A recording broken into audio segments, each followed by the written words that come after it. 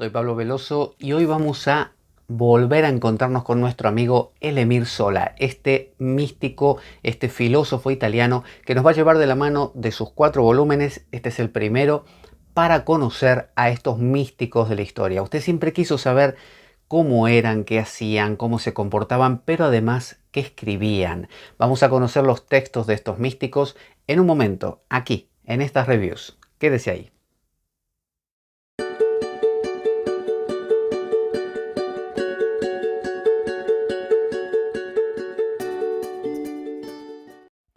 Bueno, vamos a hablar de Émile Zola, este libro de este autor que es un filósofo franco-italiano que ha hecho, entre otras obras muy grandes y muy interesantes, esta tetralogía titulada Los místicos de Occidente.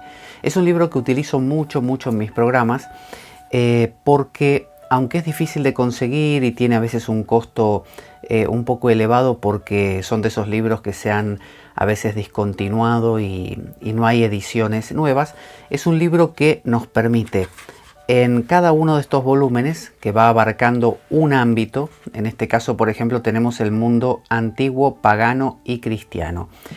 Y con esta denominación empieza a recorrer a muchos filósofos, y lo que hacen cada uno, fijémonos cuáles son más o menos los más representativos. Tenemos a Orfeo, es decir, empieza con los antiguos, con los griegos antiguos, Pitágoras, oráculos caldeos, Hermes Trismegisto, la tabla esmeraldina, Cicerón, Filón de Alejandría, y ya poco a poco se va acercando al mundo cristiano. Plutarco, Séneca, Marco Aurelio, los estoicos, Zósimo, Plotino.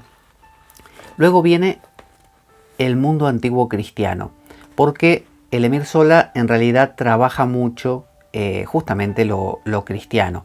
Entonces tenemos el Evangelio de Tomás, Hechos de Pedro, es decir, él empieza a recorrer. Tenemos aquí, por ejemplo, Valentín, el gnóstico, tenemos Tertuliano, padres de la iglesia. ¿Qué tiene de bueno este libro? Bueno, que lo que va haciendo, vamos a abrir en cualquier sitio, yo lo tengo lleno de marcadores ahí porque es lo que uso.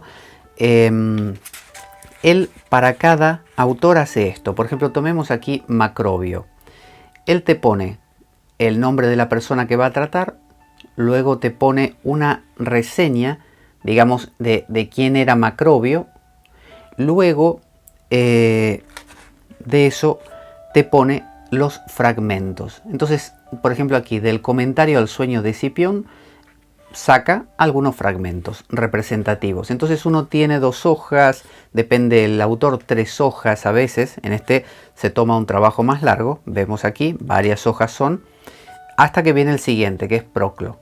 Entonces luego viene Proclo y lo mismo, una mínima biografía, y luego empiezan los extractos donde él va desarrollando. No comenta, no te hace una especie de explicación de lo que va poniendo, pero sí lo que hace es citártelos. Entonces, mundo antiguo cristiano, aquí empieza realmente, te da una introducción y luego, por ejemplo, evangelios, pero el sistema es siempre el mismo. Te pone un autor determinado, por ejemplo, Agustín de Hipona, te pone la biografía de Agustín y después ya empieza con los fragmentos. Aquí un fragmento de las cartas de Agustín, de las confesiones de Agustín. Entonces, ¿qué tiene de bueno? Que en un solo libro tenés como la historia del pensamiento humano, uno puede recorrer esa historia, y a mí para el programa me viene como al pelo, digamos, porque me permite desarrollar un tema determinado con fragmentos, y esto te da pie a la ampliación. Supongamos que te gustó los versos áureos de Pitágoras. Entonces uno dice, bueno, me voy a buscar las obras pitagóricas y no sé, me compro un libro que ya directamente desarrolle Pitágoras. Entonces es como tenerlo todo en un solo lugar, ¿no? Todo de manera resumida. Y aquí estamos hablando de mundo antiguo y cristiano. Pero luego tiene otro que tiene que ver con pensadores más modernos. Tiene 4. Entonces, además de otros libros que él tiene, pero esta tetralogía es de 4 libros. Así que me parece fantástico. Yo lo recomiendo un montón para todo aquel que quiera tener como toda la historia del pensamiento, pero místico, ¿eh? Por eso pone los místicos de Occidente. Pone personas que de alguna manera tocan aquello que llamamos el silencio, lo absoluto, de eso se trata. Entonces, luego si consigo el enlace, como siempre, lo voy a dejar aquí abajo del video, pero en sí, esta recomendación es genial.